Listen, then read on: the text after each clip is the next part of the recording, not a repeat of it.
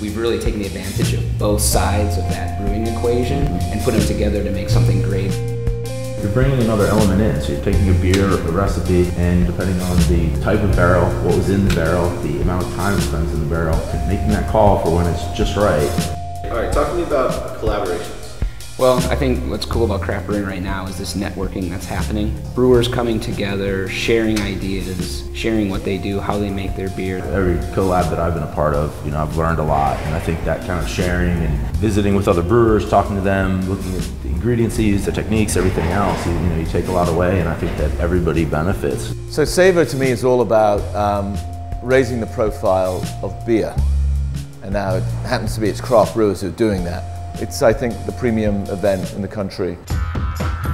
In general, SAVOR represents kind of taking the whole concept of a beer festival and a food festival and taking it to a new level, and working with chefs. That interaction is really important. They want to be part of this experience, and it's a way for us to share that experience with craft beer drinkers who are enthusiastic about these types of projects.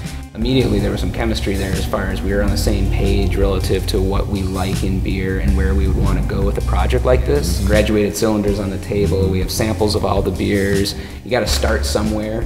So we started by blending kind of the Gonzo and the Wookiee together in a 50-50 blend. I don't think you could go wrong. I think you could do blends in both directions and come up with a pretty darn good beer there. So we were pretty solid. And then it was just putting different levels or different percentages of these barrel-aged beers together and passing them around, and you kind of get that first look on someone's face. If it's working, you're going the right direction, you know the second one of these guys tastes it, or if they're like, it's going the wrong way, you're like, no, we'll leave that out. It was just really interesting to have these two geniuses in craft beer, Matt Brophy and Matt Brynildson, and have them methodically go through these various barrels, 6 different varieties of beer, various stages of aging, and pick out the perfect beer that would be blended to the final product.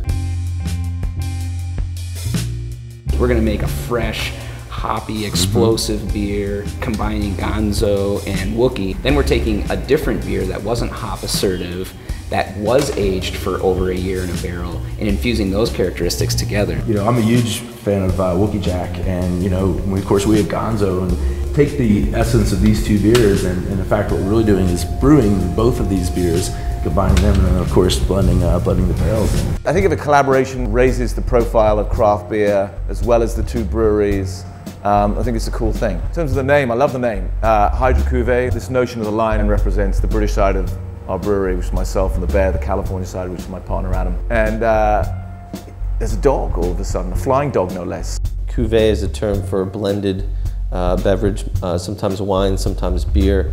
And the term Hydra is a mythical creature with multiple heads. And the 3-headed creature also represents the various beer styles that were blended together. And I think the Brewers Association has done a wonderful job supporting us all too. So anything we can give back to the BA, I think, is a win as well. Yeah, absolutely.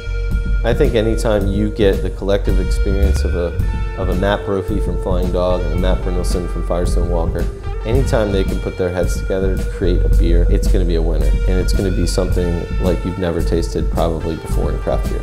We're in good hands with the beer, I promise you. This thing's going to be beautiful.